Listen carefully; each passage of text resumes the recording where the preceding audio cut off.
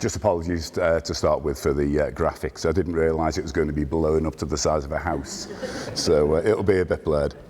Yeah, as has been said, I've been a GP in Nosey for 27 years, and I've worked from Tower Hill right down to Hill with an all point in between.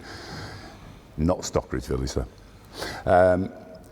And what I want to talk about really is about my day-to-day work and the fact that it really hasn't changed, and things in Nosey haven't changed greatly. So we can all pat ourselves on the back, but I want to make you angry. I want to make you angry because there's a lot of ill health out there that we're not dealing with.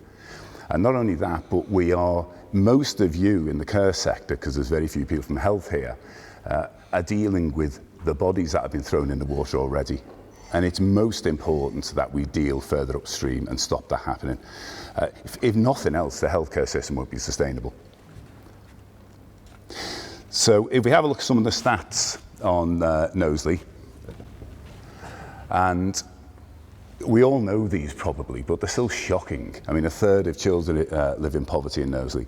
The life expectancy is 3 years less than the national average. And in some part of Knowsley, they're 10 years less than other parts of Knowsley. You have 6 years of ill health before death. The average in the country is 3 years, so we're dealing with those people for far longer. 23% of the children are obese, and it's the GCSE, including maths and English, C and above, is only 35.4%. We've got a lot of challenges if you're going to try and educate people into healthy behaviour. As well as that, we've got one of the lowest percentages of physically active adults. Under 18 conceptions are 50% higher than the national average. I could go on, I will. Higher than average smoking prevalence, higher than average smoking at time of delivery, higher than average alcohol-specific hospital stays. So the challenges you can see, and the challenge I see every day, is all about lifestyle issues. The illnesses that we're getting and you guys are dealing with are mainly lifestyle.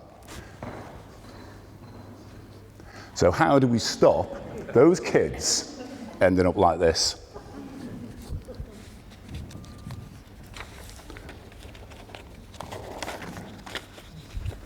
And next.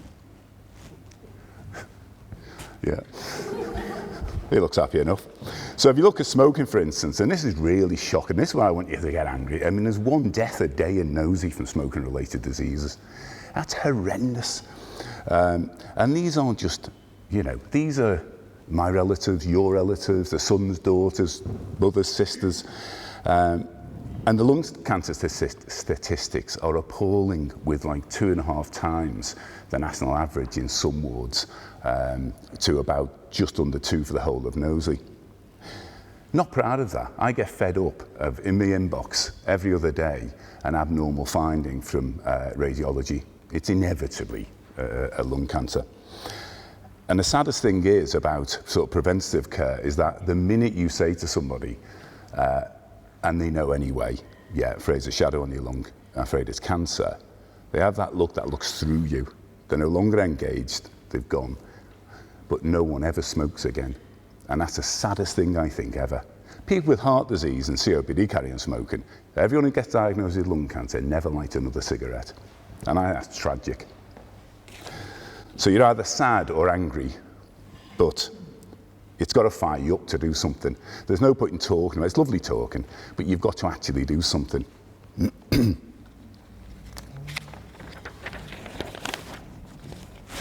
And just skip 2. So, and admittedly, there are some areas where we're doing okay. So life expectancy is better than it was, and lots of parameters are better than they were. But actually, England is also going along getting better at the same rate. So you can't take credit locally, like I've seen, for, things are improving. Because actually, they're improving over the whole country due to other factors, economic factors maybe, or other health factors. Unfortunately, one of the areas we're not improving in is the prevalence of diabetes, which is closely related to obesity. But at least she's out doing something about it. Next one. I took a selfie this morning just so that I didn't get too complacent about where I stand in the pecking order of diabetic illness. So the issue is one of lifestyle. I'm going to rub a few people up the wrong way, but I don't really care. So public health, spending public health is one of the highest in Britain, in Knowsley. It's nothing to, why is it having so little impact? What are we doing in public health and in our health sector, primary care, secondary care? Why are we having no impact? And in my opinion, we need more social change. And it's got to be from the grassroots. It cannot be top down, we tell you what to do, because usually that's too late and people don't listen. So the message isn't getting through. There's lots of information out there. So for instance, you go onto the CCG website, as I do, and search for something, alcohol services, blank. Put every postcode in Nosy in, blank. Public health, eventually you can find the right page. It's confidential, blah, blah, blah. Oh, I'll contact them. You got to put your name, address, phone number, date of birth. It's not confidential. So there's lots of barriers, and we're not doing it right. So I'm not pointing fingers at anyone in particular, because we all do a good job on a day-to-day basis. And on an individual basis, I'm sure we make a difference to people quite markedly. But change has to come from people themselves. So about a year ago, the doctors and staff in Prescott said, well, what can we do? You know, we're a bit fed up of seeing people with cancer and COPD and visiting them non-stop. It was upsetting us more than anything. So we've got to do something. So we started thinking about it. You look in the waiting room, everyone's got a device, bar none. Everyone has one. Can we use this? Start talking to the patients. Yeah, we're interested in this. We looked what was currently available, what offerings were around, like the CCG, public health. We looked at TVs in the surgery. We had a look at the output, sat there, seeing what was going on. And the first thing that came on the TV was meningococcal disease and how to prevent it. I didn't even understand it. And it's all spoken in a language that will never engage. And in a medium, which is probably old-fashioned. So we came up with an app, doesn't everybody? And you know health apps, everyone's seen them. You go on the app store and there's hundreds for blood pressure. It just stays a bloody obvious and just records things. We don't want that. We want an app that can make a difference and change behaviour. We want to be able to engage people and we want to use that engagement to try and alter their behaviour. So if you look at, just quickly, I won't go on about this, but it is just about change behaviour and what you need to change. Because often, I hear all the time in surgery, oh, she hasn't stopped smoking, oh, she hasn't stopped eating. No. Well, it's not that easy. There's so many factors involved in trying to change your lifestyle. Nobody wants to smoke, nobody wants to drink, nobody wants to be fat. But why won't they stop doing it then? And we've got to help them do that. And we've got to have a message that's in a relevant language, contextual to their life situation and the physical environment. Just go to one. Next one. So what we've done is we've created an app which all at our own expense, no one's put anything into it, because we think we had to do something, because we waited to start commissioning and get money from the council or from the CCG, we'd be waiting forever. We're obviously engaged with the CCG in trying to get funded for this, but it is taking forever. And what you've got to do is make this message fun, contemporary. It's got to be localized so it's relevant to them.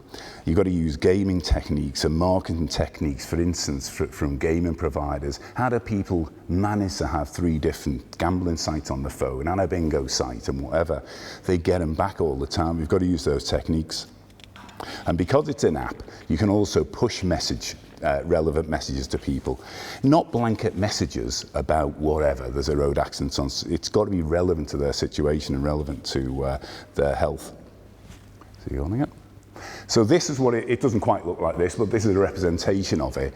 So when you get it, you can set up a profile, you can do health games, you can find stuff in your locality, so find out where the late night chemist is or whatever. You can look for healthy deals and discounts, so you know there's only healthy ones, so you know there's money off Weight Watchers, products in boots, then it'll flag up there. You've got real-time feedback in Have You Say, and then you can plan your conditions and put your medication on. That can be monitored as well on there. So just to wrap up, we're doing our bit. We're doing it off our own bat. We see a need and something different has to happen. I'm not saying this will be right because we don't know whether it'll be right. The one thing I think we have got is the app. Although it will be on the App Store and everywhere, we've also managed to talk to CCG and lobbied them into providing free public Wi-Fi to the GP surgeries, and we're doing that in other areas. And the first thing you get when you go into GP surgeries after the friends and family test is download the Nosy Health app. So we'll have a captive audience. Rather than people having to go to an app store to purchase it, they can do it in the GP surgery. So we think in that way it'll get lots of traction and therefore lots of use. And then we can start seeing an effect. Thank you.